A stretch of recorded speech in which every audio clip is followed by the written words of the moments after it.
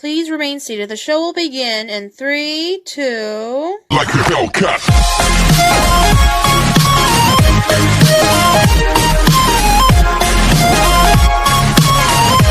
Hello, ghoul friends, those who are freaky chic, fans of the supernatural, and all things spooky. I'm your host, FandomTraveller87, and welcome back to my channel. Before I continue on with this video, I just want to say thank you to those who are listening. Your support is most appreciated. And, of course, if there is anyone out there who has a story submission for me, please go directly to my business email at hopegivesyouvings.com@gmail.com if you would like for me to narrate a story of your own, whether it be creepypasta related or perhaps something that actually truly happened, especially if it's something paranormal related. And if you wish to remain anonymous, that is fine as well. Now let's dive right back into the crypt, shall we? Now remember to grab some popcorn and a drink. Make sure you're huddled up close to a nice warm fire. And be sure to keep a candle lit. You never know what's lurking in the dark.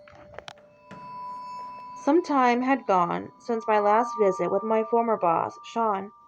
I was sitting in the local diner eating a burger and fries, extremely fatigued after another long, tedious shift of maintenance work.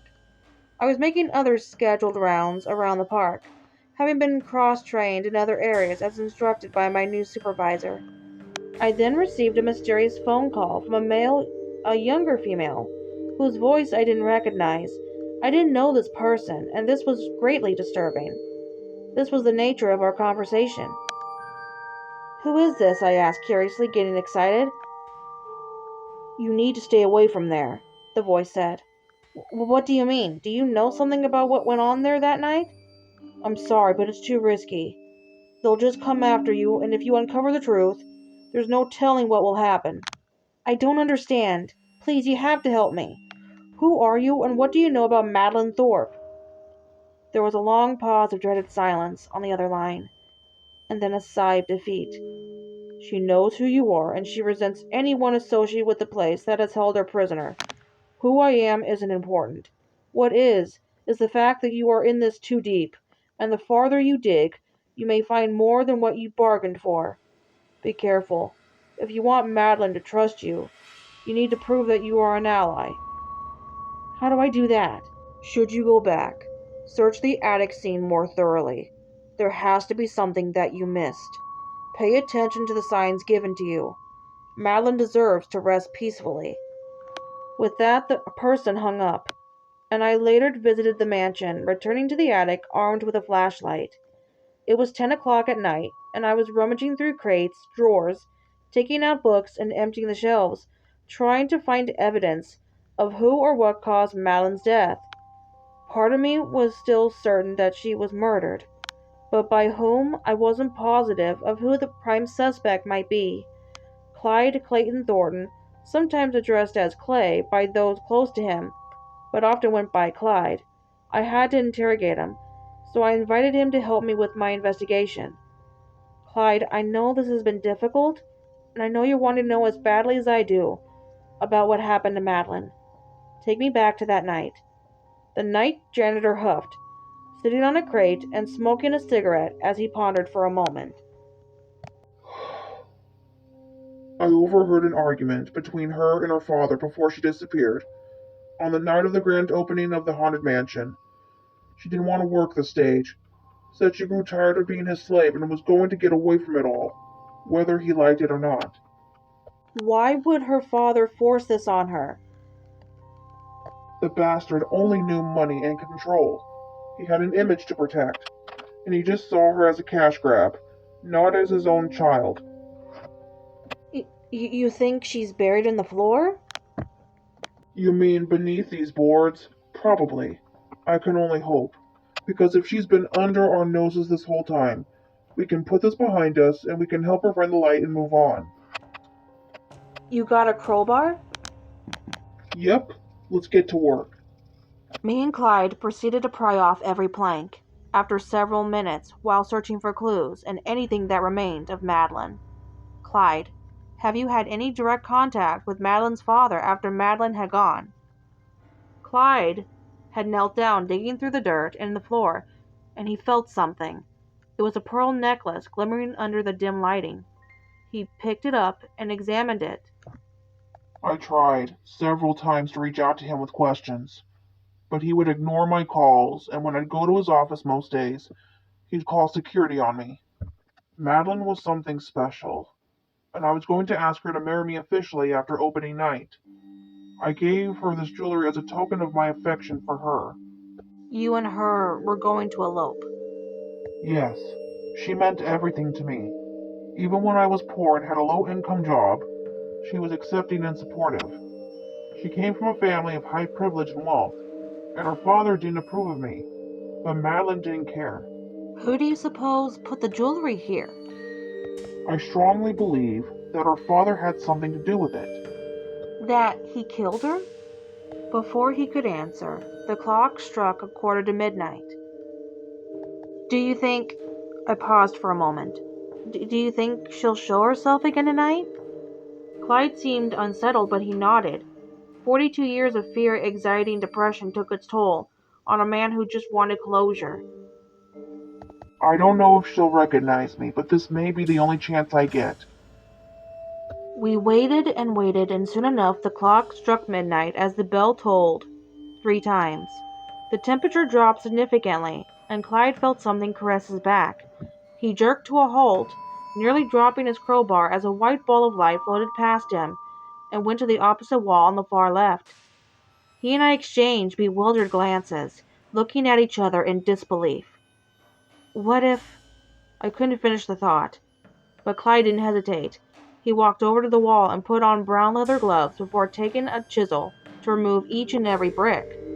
Then there came a click of a gun, and Clyde and I froze. We slowly turned around, and my eyes widened. Mom? My mother had come into the light in the center of the platform, armed with a Winchester rifle. Hello, dear. You just couldn't leave it alone, could you? Clyde shot her an icy cold glare. Doreen, I figured it was you all along. I was confused. Clyde, how do you know? Clyde snorted. How could I forget?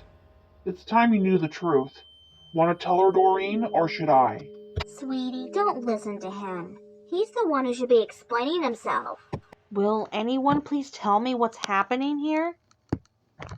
Doreen is Madeline's half-sister, and Madeline was your grandmother. I was mortified when I heard those words. I looked back at the woman who I thought had brought me in as her own, as she adopted me when I was only 7 years old.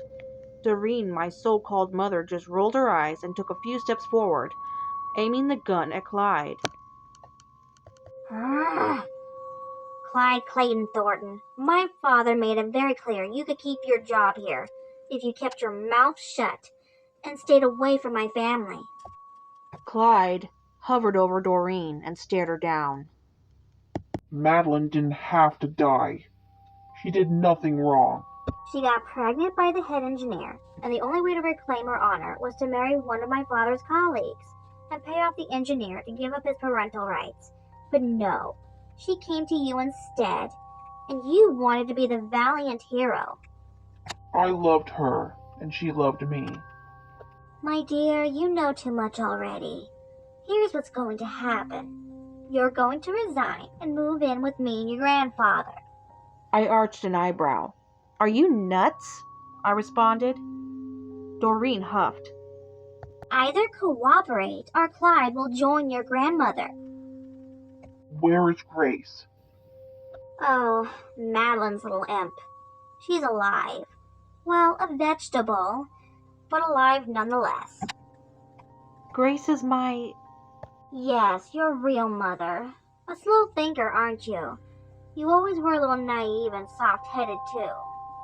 All of a sudden, the Haunted Mansion ride started up, and 5 doom buggies sped past, and the same distorted, unsettling music played once again. Then something manifested, and like a projection, the figure flickered like a candle flame with some static. Madeline appeared behind Doreen and tapped on her left shoulder firmly. Doreen slowly turned around and shrieked, gasping nervously and trembling like a leaf. She just takes a few steps back towards the track, still clutching the rifle. No, no, you're not real. You're not real. Madeline appeared more decomposed, and her eyes were crimson orbs as they shined through the dim lighting. She looked over to me and Clyde, and with a slight head tilt, she silently gestured for us with a bony finger pointing at the direction of the wall. "I think she wants us to bury her remains," I said. Clyde just stared at Madeline in awe, extending his left hand to give her the pearl necklace. I beg your forgiveness. Hope you can find it in your heart to know that I never stopped searching and that I still love you. May we see each other again in the next life." Madeline's ghost smiled, took the jewelry, and reassuringly nodded before looking back at Doreen with murder in her eyes.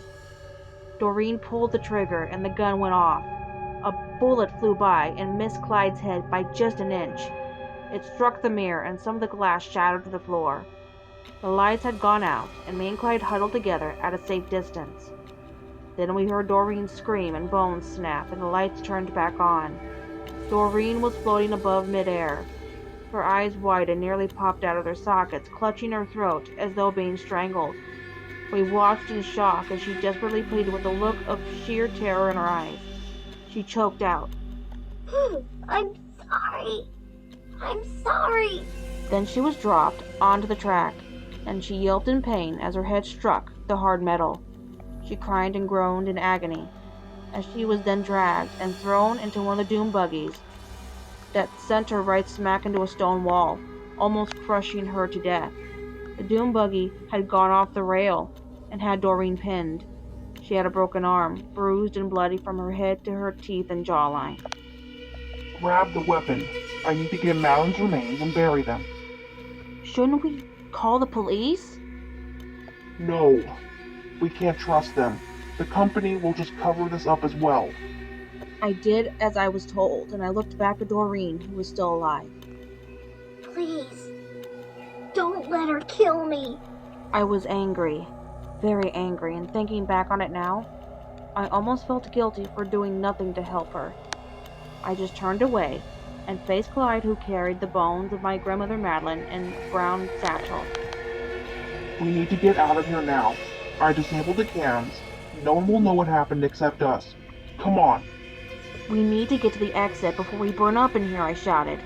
We ran as fast as our legs could manage, and Doreen's wails made my blood run cold as Madeline appeared again, now completely a skeleton. She laughed maniacally, and we both ran out the back door, and the alarm sounded.